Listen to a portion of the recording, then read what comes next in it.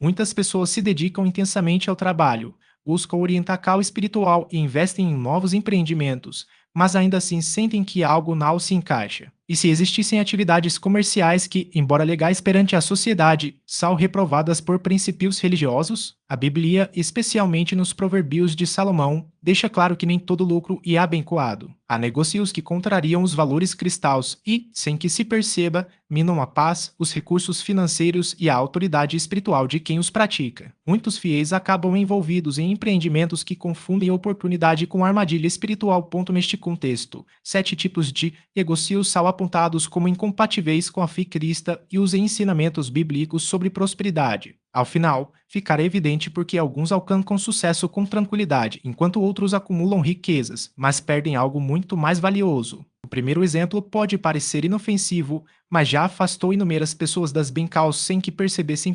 Comércio de cigarros e derivados do tabaco e um desses casos. Muitos empreendedores cristãos iniciam seus negócios em busca de independência financeira sem notar que estão construindo sua base sobre algo que contradiz os princípios divinos. Vender produtos que prejudicam a saúde pode parecer uma escolha comercial comum, mas, espiritualmente, representa uma ameaça ao corpo, considerado o templo do Espírito Santo. A primeira epístola aos Coríntios reforça essa ideia, corpo e um santuário sagrado, adquirido a um preço elevado. Como justificar, então, a venda de algo que o destrói? Argumentos como cada um decide o que consome perdem força diante da responsabilidade espiritual envolvida. Quem lucra com substâncias viciantes precisa refletir sobre as consequências dessa escolha, pois tal atividade jamais será vista como uma bênção divina. O Provérbio 10:22 afirma que a riqueza concedida pelo Senhor não traz consigo sofrimento. Se um negócio alimenta vícios, pode-se realmente chamá-lo de abençoado? Uma comerciante, proprietária de uma pequena loja, vendia cigarros havia mais de 15 anos sem questionar essa prática. Um dia, ao ouvir um sermão sobre administrar a Cristo e a responsabilidade com o próprio corpo e o dos outros, sentiu-se profundamente incomodada. Durante dias, a inquieta Cal não a deixou em paz. Attic decidiu retirar todos os produtos de tabaco do estabelecimento. Nas primeiras semanas, as vendas caíram, mas algo mudou. A tranquilidade voltou. Pouco depois,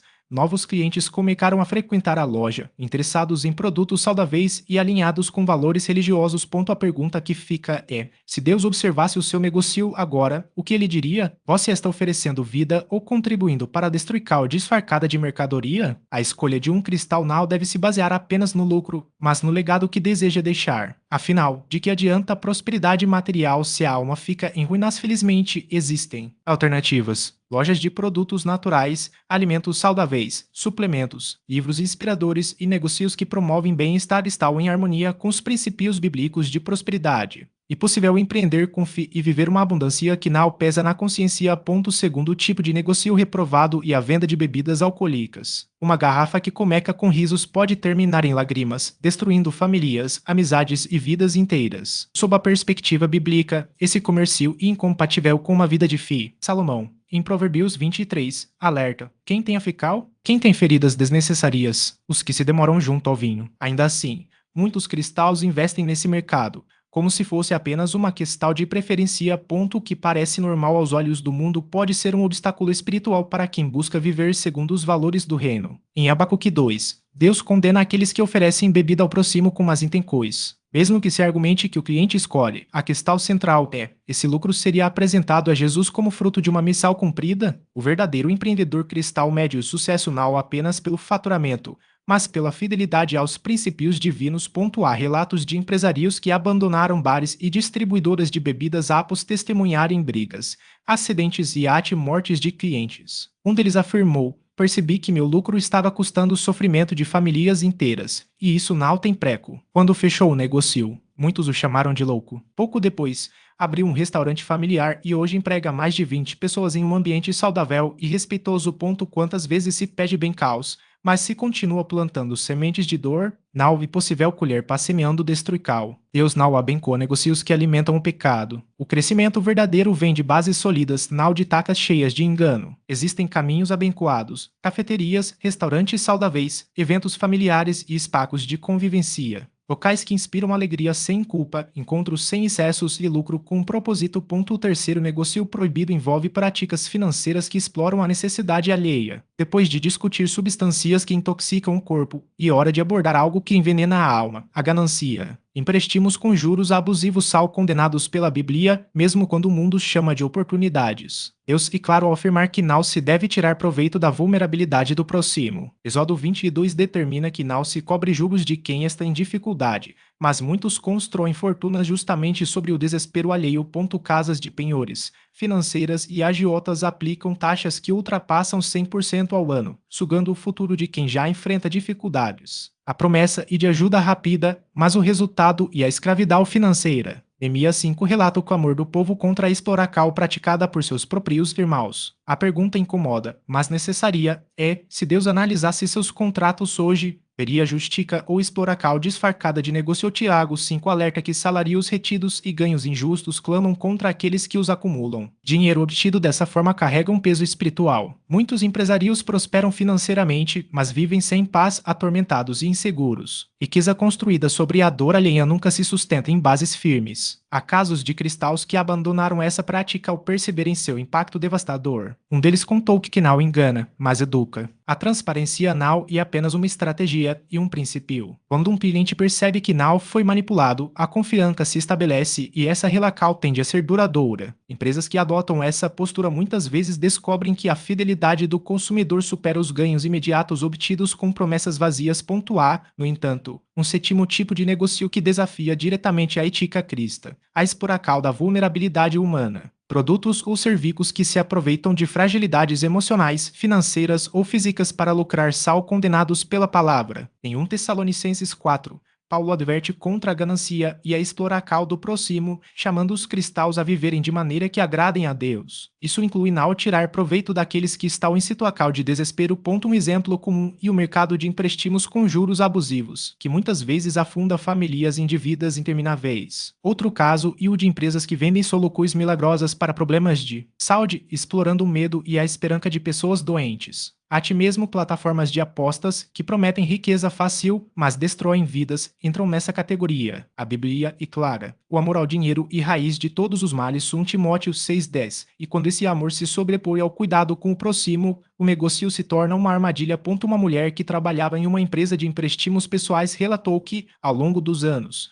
viu clientes perderem suas casas, seus carros e até suas famílias por causa de dívidas impagáveis. Ela mesma começou a questionar se o que fazia era justo. Após um período de reflexão, decidiu deixar o emprego e passou a trabalhar em uma organização que oferece educação financeira gratuita. O salário era menor, mas a paz que encontrou compensou cada centavo. Alternativas éticas existem. Empresas que oferecem crédito justo, com taxas transparentes e com custos acessíveis, ou que desenvolvem produtos realmente benéficos para a saúde, sem promessas enganosas, mostram que é possível prosperar sem explorar. O mesmo vale para negócios que apoiam a recuperação de dependentes ou oferecem oportunidades de trabalho digno para pessoas em situação de vulnerabilidade. O oitavo negócio proibido envolve a comercialização de algo que Deus criou para ser sagrado: a vida humana. Aborto, fertilização in vitro com descarte de embriões, tráfico de órgãos e até mesmo a indústria da pornografia, que reduz pessoas a objetos de consumo, são práticas que violam o princípio bíblico da dignidade humana. Em Gênesis 1:27 está escrito que o ser humano foi criado à imagem de Deus, e qualquer negócio que desrespeite essa verdade é uma afronta ao Criador. Muitos argumentam que essas são questões complexas e que os negócios nesse campo são necessários ou inevitáveis. No entanto, a palavra não faz concessões. Em Provérbios 24:11-12, somos lembrados de que Deus nos cobrará por aqueles que foram levados à morte. Isso não se limita apenas a coisas diretas, mas também a quem, de alguma forma, contribui para a destruição de vidas. Um médico que trabalhava em uma clínica de fertilização compartilhou que, após anos de procedimentos, começou a se questionar sobre o destino dos embriões não utilizados. Ao estudar a Bíblia, percebeu que sua profissão estava em conflito com sua fé. Ele deixou a clínica e passou a atuar em um hospital que oferece tratamentos de fertilidade alinhados com princípios éticos, respeitando a vida desde a concepção. Existem alternativas que honram a vida, clínicas que promovem a adoção, centros de apoio à maternidade e empresas que desenvolvem tecnologias reprodutivas éticas são exemplos de como é possível atuar nessa área sem violar convicções. O mesmo se aplica a negócios que combatem a exploração sexual, oferecendo reabilitação e oportunidades para vítimas. Por fim, o nono negócio proibido diz respeito a destruição do que Deus criou. Empresas que poluem o meio ambiente, exploram recursos naturais de forma irresponsável ou contribuem para degradar a da criação sal contrarias ao mandato bíblico de cuidar da terra. Gênesis 2:15. A ganância que leva à destruição ambiental não é apenas um problema ecológico, mas também espiritual. O empresário do setor de mineração contou que, após uma crise de consciência, percebeu que suas operações estavam causando danos irreversíveis à natureza. Ele decidiu mudar o modelo de negócio, investindo em práticas sustentáveis e na recuperação de areias degradadas. Os lucros diminuíram inicialmente, mas a satisfação de saber que estava alinhado com os propósitos de Deus trouxe uma paz que o dinheiro não poderia comprar. Negócios que promovem a sustentabilidade, energias renováveis, agricultura orgânica e reciclagem são caminhos que honram a criação. Além disso, empresas que apoiam projetos de reflorestamento ou conservação da biodiversidade demonstram que é possível prosperar sem comprometer o futuro das próximas gerações. A questão central não é apenas o que se vende, mas como se vende e com que propósito. Negócios que geram lucro às custas da exploração, da mentira ou da destruição nunca trarão verdadeira paz. Por outro lado, empreendimentos que alinham prosperidade com princípios bíblicos não apenas sobrevivem, mas florescem porque carregam consigo a bênção de Deus. A escolha entre um caminho e outro define não apenas o sucesso financeiro, mas também o legado que será deixado. O que agrada a Deus não e o que manipula, mas o que serve. E se isso provocou reflexão, há um aspecto ainda mais profundo a ser considerado: o valor atribuído às pessoas que trabalham ao seu lado. Há um tipo de negócio que, embora possa parecer próspero, carrega uma falha estrutural, a exploração de trabalhadores e uma prática incompatível com os princípios divinos. Remunerar de forma insuficiente, exigir jornadas excessivas, desconsiderar direitos básicos ou tratar colaboradores como pecas descartáveis não constitui gestão, mas injustiça. As escrituras são claras ao condenar tais atitudes. Em Tiago 5, está registrado que os salários retidos clamam contra quem os retém. Muitos justificam suas práticas alegando limitações financeiras. Porém, a palavra responde em Malaquias 3, na oprimir o trabalhador. A forma como se lida com aqueles que contribuem para o crescimento de um empreendimento revela o quanto se compreendeu, ou não, os fundamentos do reino. No seu, o lucro obtido por meio da opressão não e celebrado e reprovado. Um empresário cristão, proprietário de uma pequena fábrica, relatou que, por anos, pagou os salários mínimos, impôs horas extras sem acordo e ignorou as demandas de seus funcionários. Até que um colaborador, também cristão, o confrontou. Você fala de fé, mas não pratica justiça. Aquilo o abalou. Após dias de oração e reflexão sobre Colossenses 4:1, tratai com justiça e equidade os vossos servos, decidiu transformar sua conduta. Aumentou salários, ouviu as queixas da equipe e reorganizou os horários. Em menos de 6 meses, a empresa cresceu, mais do que nos 3 anos anteriores. E se a raiz da estagnação de um negócio não for a falta de estratégia, mas a ausência de justiça, pode Deus abençoar algo construído sobre a exploração de vidas? É possível manipular planilhas, mas não se engana o seu quanto às mãos sobrecarregadas por trás dos resultados. Existem alternativas que honram a fé, empreendimentos que praticam equidade, remuneram com dignidade, cultivam ambientes saudáveis e tratam colaboradores como parceiros, não como instrumentos. Essa é a sabedoria de Salomão aplicada aos negócios. Construir sobre alicerces sólidos, sem sacrifícios ocultos. Agora que foram apresentados os princípios que orientam quais práticas devem ser evitadas, e momento de uma reflexão que transcende o aspecto financeiro e alcança o legado. O que se viu não foram apenas transações, mas decisões, portas que se abrem para o lucro, mas também para o distanciamento de Deus. A pergunta que pode ecoar é simples, porém profunda. Quantas escolhas foram feitas sem sabedoria? Quantos negócios foram chamados de bênção, mas, aos olhos divinos, representaram obstáculos? O que se está construindo? Um império ou um legado? Se essas palavras ressoaram, e por que não se está ali por acaso? Há um chamado para ir além da simples acumulação de recursos, para empreender com propósito, guiado pela sabedoria bíblica e com Deus no centro de tudo. Aqui, não se seguem modismos, mas princípios atemporais. Se acredita que a sabedoria de Salomão, a fé cristã e as escrituras são as chaves para um negócio sólido,